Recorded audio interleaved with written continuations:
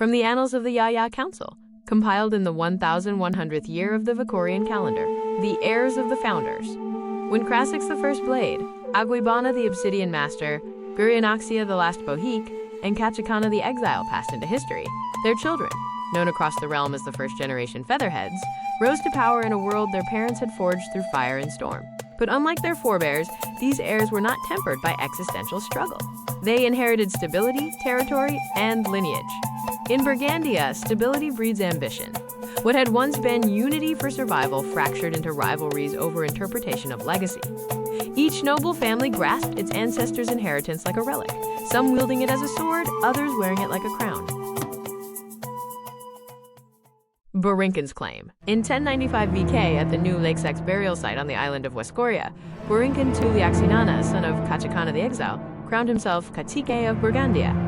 Raising the white feather crown of Old Laixax, he asserted his claim as the rightful heir to the ancient bloodline. He demanded tribute from all false Laixan lines to be paid to New Laixax, the fortress city his ancestors had carved into Weskoria's cliffs. This was not merely bravado. Borinken II's lineage was legitimate, and his symbolic act rippled through every noble court. Suddenly, every feathered crown had to reckon with the possibility of being subordinate to the Liaxinana line. His claim threatened the power balance among the noble families, a direct challenge to their autonomy. A coalition of noble families formed, an alliance as fragile as it was ambitious. Vexia, the warlords of the south, offered disciplined armies. Corvus, the Shadowblades, pledged infiltration and sabotage. Gurionaxia and Solara, descendants of Agüeybaná, contributed treasure and fleets, seeking both prestige and profit. Luminar and Zethel, keepers of prophecy and record, lent their spiritual weight. Lyra Luminar herself proclaimed victory was destined. Commoners dubbed this coalition the Featherheads Alliance, a name that carried both reverence and mockery. In their plumed crowns, these nobles represented the fractured pillars of Burghandia's power: military, shadow, wealth, faith, and sea.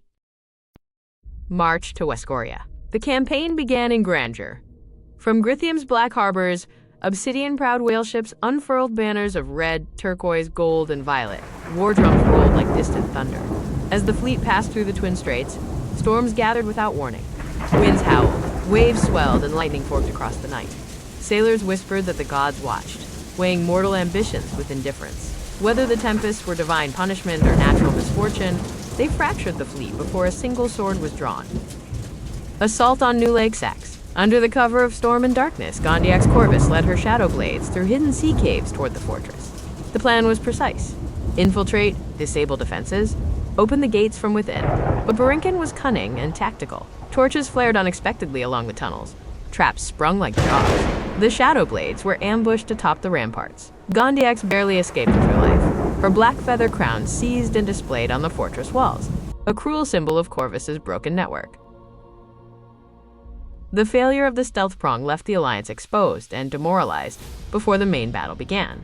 At dawn, Serafina Solara led her turquoise-sailed fleets against Borinken's nimble navy.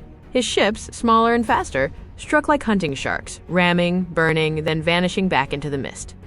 Then the storm returned, sudden and brutal. Masts splintered, decks flooded, and entire squadrons vanished beneath gray waves.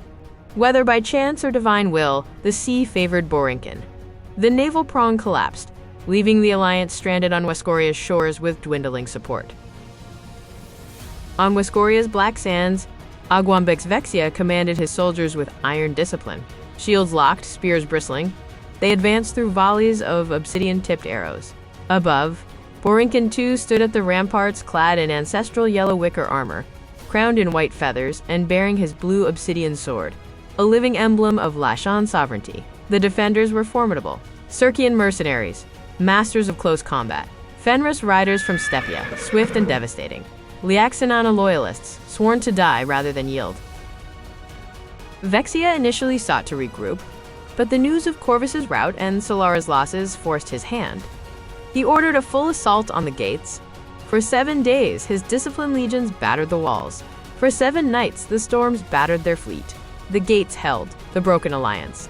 On the 8th day, the alliance shattered. Orion Gurionaxia fell in single combat with Borinken II, his mercenaries fleeing in panic. Lyra Luminar vanished amidst the chaos. Only her violet crown remained, buried in the mud.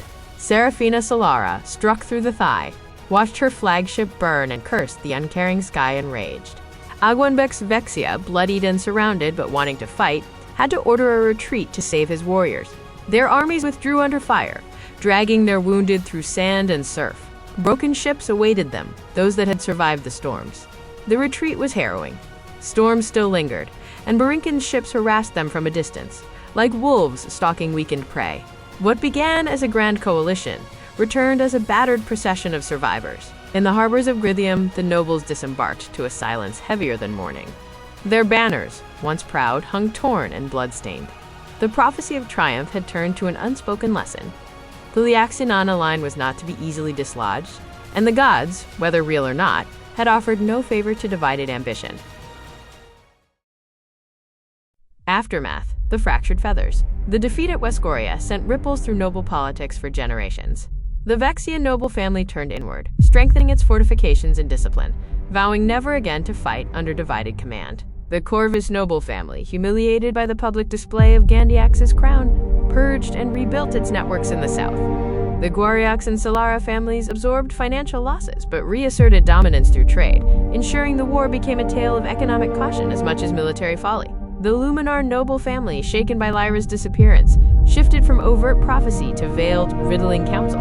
For the common people, the campaign cemented the idea that noble feathers, no matter how many colors they bore, could not eclipse the white crown of New Laixax. Poets and chroniclers gave New Laixax a new epithet, whispered with awe, but New Laixax never falls. The Weskorian campaign became more than a failed invasion.